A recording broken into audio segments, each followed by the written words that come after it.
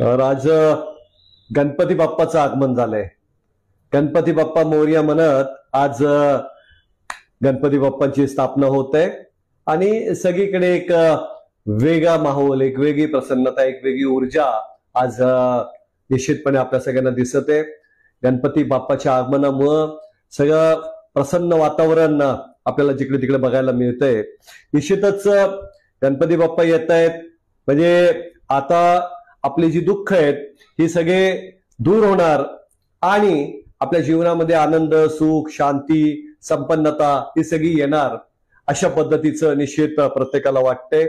आणि आज मागे जो अतिवृष्टी झाली, शेतकऱ्याचं पीक वाहून गेलं, अनेक ठिकाणी अडचणी निर्माण झाल्या, कर्जमाफी नसल्यामुळे शेतकरी अडचणीत आहे, महागाई वाढलेली आहे. या सगळ्या अडचणींवर मात करण्यासाठी गणपती बाप्पा येत आहे.